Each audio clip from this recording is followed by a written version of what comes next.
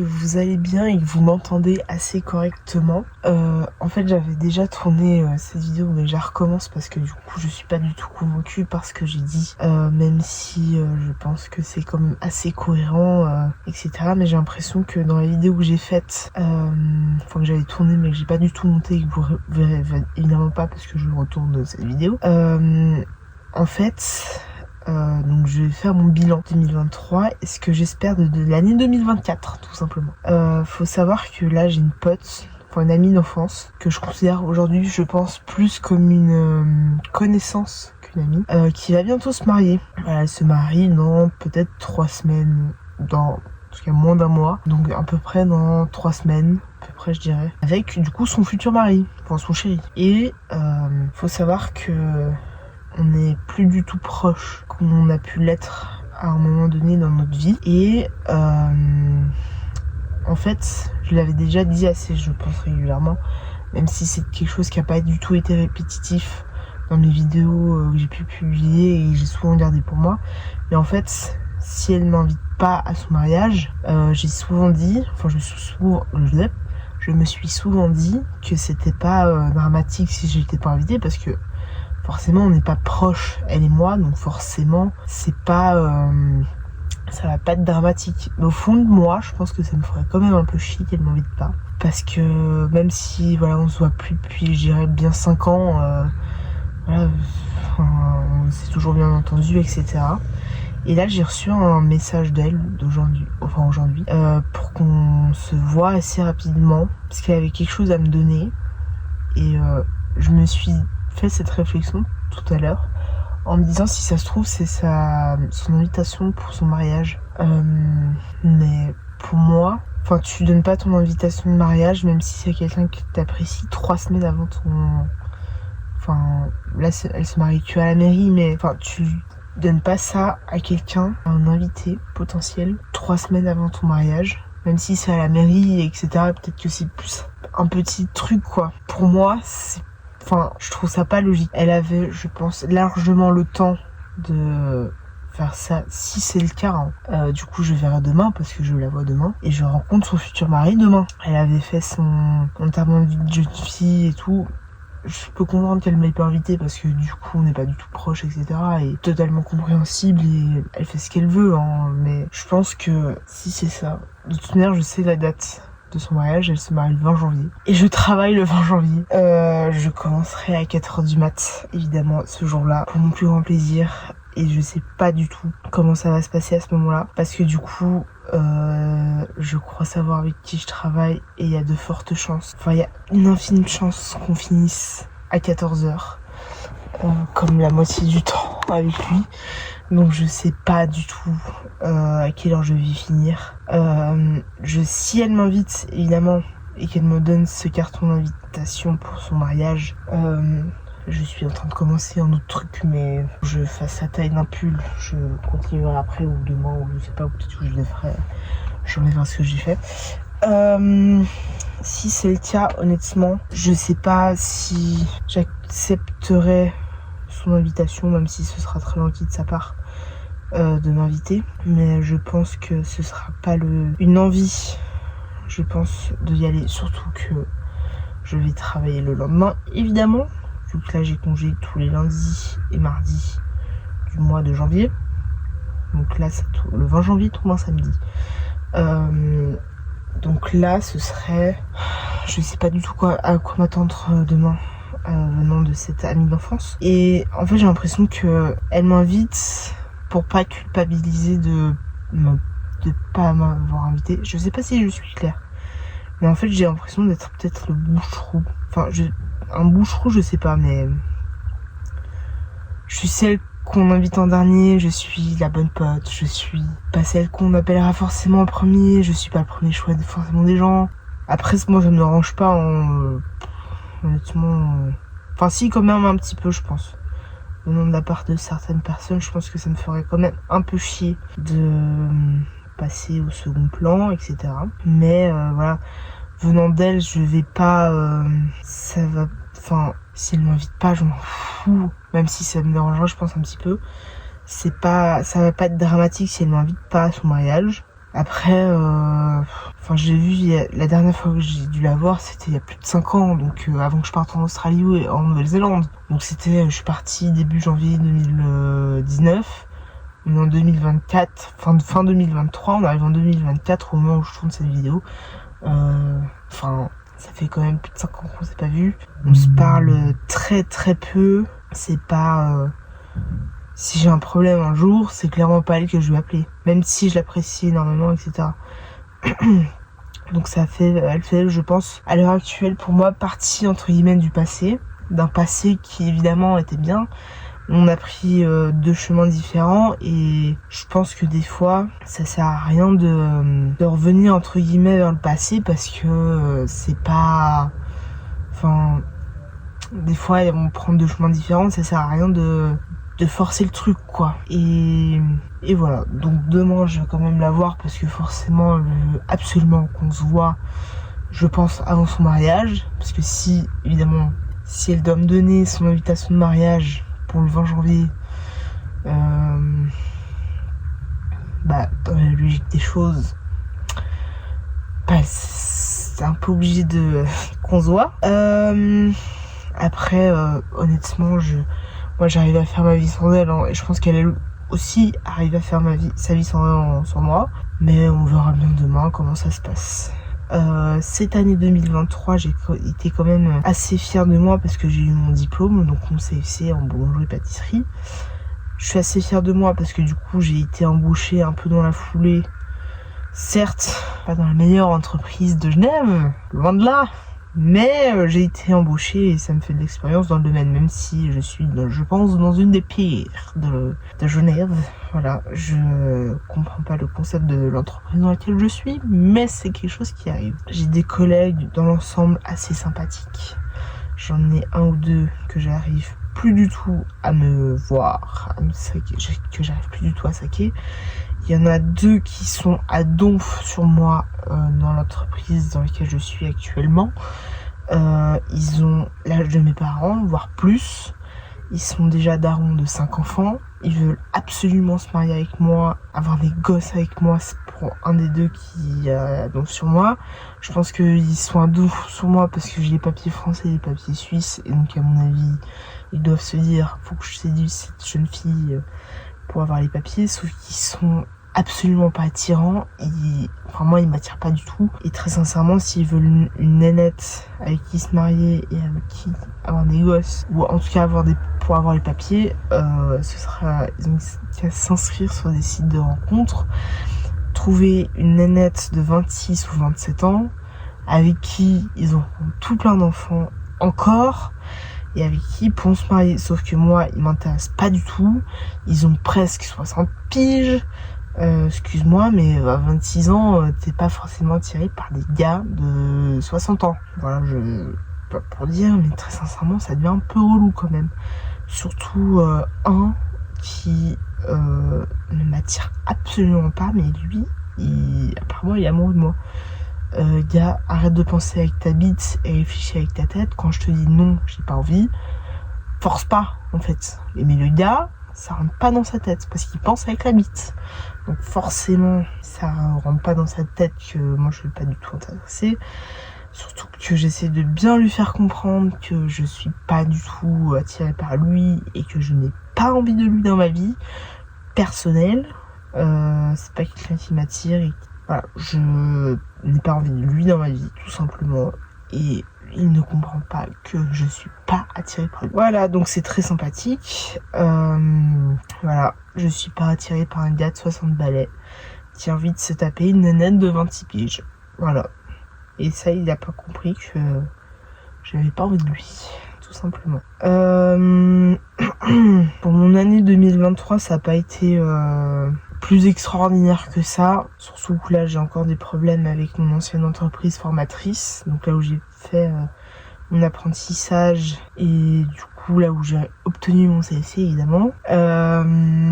Je sais pas, j'ai pas encore une date fixée parce qu'on n'a pas encore fait le dossier, mais j'irai au prud'homme face à cette entreprise, même s'ils ont reconnu une toute petite partie de l'erreur qu'ils avaient faite, c'est-à-dire par rapport à l'assurance maternité qui était fausse, donc sur toutes mes fiches de paye, mais pas en 2020, parce qu'évidemment, pour eux, j'ai commencé apparemment en janvier 2021, alors que j'ai commencé en septembre 2020. Voilà, donc ça n'a pas été... il faut qu'ils me payent encore la mat de septembre 2020 à décembre 2020. Ils m'ont fait... ils sont en train de faire une fraude à l'assurance et modification de papiers officiels, donc de fiches de salaire.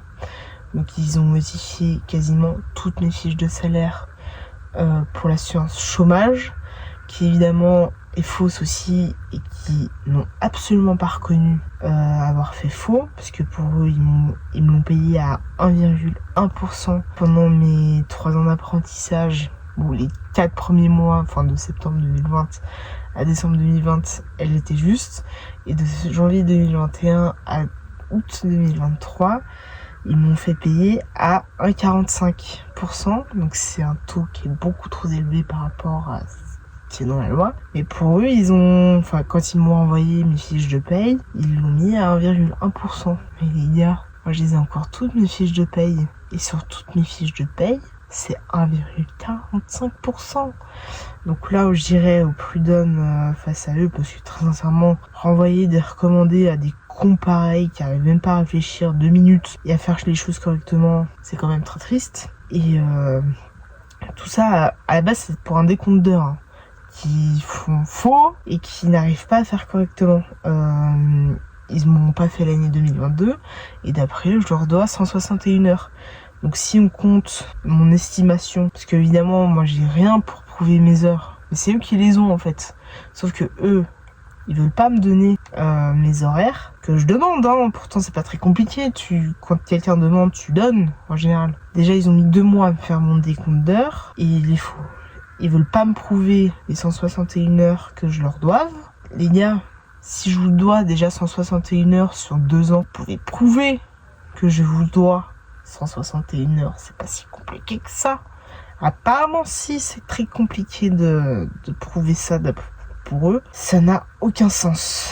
Voilà, donc déjà, mon estimation, que eux me doivent, c'est les 161 heures qui, eux, me disent que je leur dois. Donc, là, je pense que c'est pas très clair. Je vais essayer de faire un truc simple. Pour eux, je leur dois 161 heures en 2 ans. Mon estimation, du coup, récente, c'est que eux me doivent 161 heures, plus environ une 50aine d'heures pour l'année 2022, qui évidemment eux n'ont pas faites, parce qu'ils ont estimé que je leur devais trop d'heures, ce qui n'a aucun sens, mais bon bref. Donc ça ferait 210 heures, 3 ans d'apprentissage. Je pense que là, on atteint quand même une débilité absolue, qui évidemment, honnêtement ça me dépasse. Cette histoire me dépasse avec cette affaire, que j'appelle l'affaire du con. Parce que c'est vraiment des du con absolus. Donc du coup, l'idéal ce serait d'aller évidemment au prud'homme face à eux du coup, et sans avocat, parce que déjà ça coûte une blinde, mais pour les prud'hommes, j'estime ne pas avoir besoin d'avocat, surtout que là, en tout cas, ne serait-ce que pour l'assurance chômage et la mat de septembre 2020 à décembre 2020, je suis dans mes droits.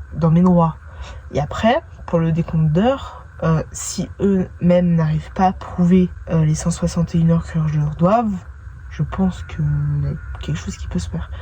Et évidemment, je demanderai un dédommagement moral. Enfin, j'essaierai de demander un dédommagement moral pour cette histoire. Voilà, j'estime en avoir besoin, évidemment.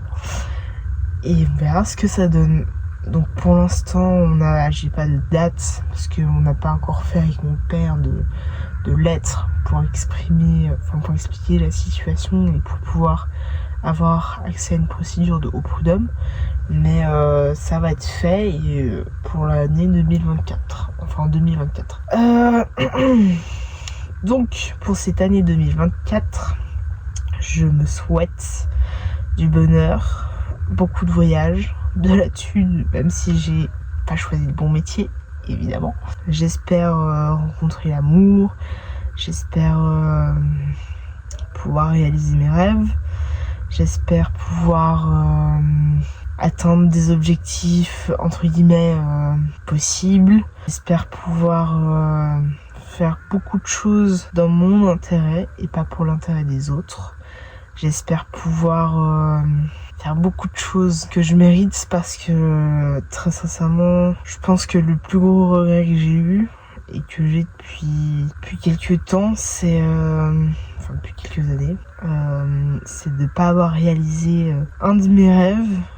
Ce que j'aurais voulu faire, c'était de partir après l'Australie et la Nouvelle-Zélande, d'être pas partie au Kenya, à Madagascar, comme je l'aurais souhaité, et d'avoir fait un apprentissage. Ça a été, je pense, un de mes plus gros regrets d'être pas partie à ce moment-là. Et en fait, là, j'ai honnêtement depuis, peut-être pas depuis 5 ans, mais en tout cas depuis 3-4 ans, de l'envie de partir loin et de pouvoir découvrir et de réaliser ce que j'ai envie. Donc là, honnêtement, ce serait de partir. Je dirais pas lâcher prise parce que honnêtement, je suis quelqu'un d'assez cool, d'assez peace, d'assez tranquille en règle générale et de pas très compliqué, je pense, à vivre. Mais c'est, je pense, un de mes objectifs ultimes de pouvoir voyager et de pouvoir découvrir le monde. J'espère pouvoir avoir assez d'argent et me faire assez d'argent pour pouvoir réaliser vraiment tous les rêves que j'ai envie de faire et de réaliser. Ça se fera évidemment pas sur un an, donc pas toute l'année 2024, mais en tout cas là ce serait, je pense, cette année la première pierre à un édifice pour réaliser mes rêves et pour pouvoir vraiment peut-être plus m'épanouir en tant que personne et dans la vie dans laquelle j'ai envie d'aller, d'atteindre les objectifs. Peut-être que ce sera la première pierre donc qui pourra me permettre de réaliser vraiment ce que j'ai envie de faire. Et je compte évidemment réaliser ce projet et de pouvoir partir sur un autre chemin dans lequel je me trouve actuellement. Et j'espère pouvoir faire vraiment tout ce que j'ai envie, de profiter de mes potes, de profiter de ma famille, etc. Parce que j'ai déjà une date de départ. J'ai pas encore pris le billet d'avion et le visa.